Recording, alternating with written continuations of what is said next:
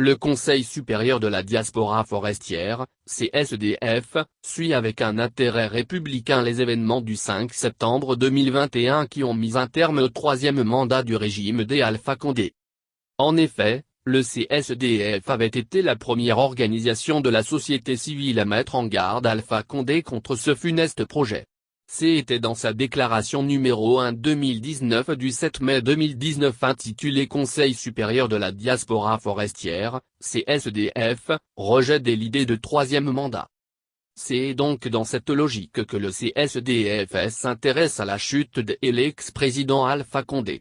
En effet, la défaite de ce régime constitue en soi un événement majeur dans les annales de l'histoire politique de notre pays car c'est bien la première fois qu'un président, vivant, y soit renversé.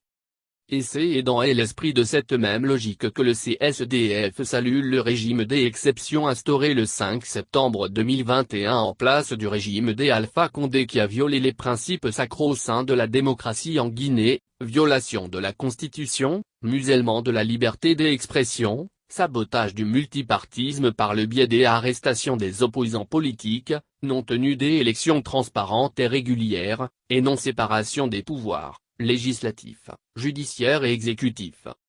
D'autre part, le CSDF soutient l'avènement du CNRD au pouvoir parce que l'incompétente gestion catastrophique des Alpha Condé conduisait inexorablement notre pays dans le gouffre de la misère économique et de l'immoralité. Aussi, le CSDF soutient le CNRD pour mettre un terme aux crimes de sang commis par le régime Condé depuis son accession au pouvoir en 2010. Il est à rappeler que son obstination de se maintenir au pouvoir au-delà de son mandat constitutionnel a coûté la vie à des centaines de Guinéens sur l'ensemble du territoire national. Aussi, son mépris pour la démocratie a coûté la liberté à des centaines de membres des partis de l'opposition. Bien que les coups d'État militaires soient condamnables par principe, le CSDF voudrait souligner que le cas actuel en Guinée est une situation d'exception.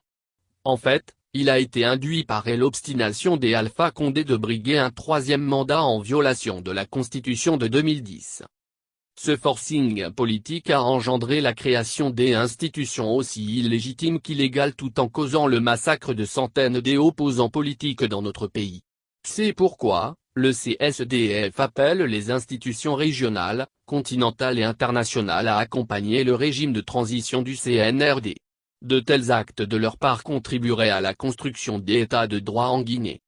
En conclusion, le CSDF encourage le CNRD aux actes prioritaires suivants, libération de tous les prisonniers politiques, la création d'une équipe compétente pour la rédaction d'une constitution qui cadre avec le cours de développement historique de nos peuples, procéder aux réformes des institutions de la République, instaurer un État de droit en Guinée, et réorienter le leadership politique au service des 4 régions de notre pays.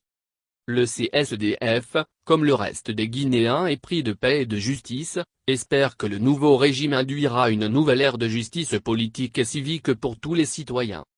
En fait, l'avènement du CNRD augure un jour nouveau pour une Guinée nouvelle.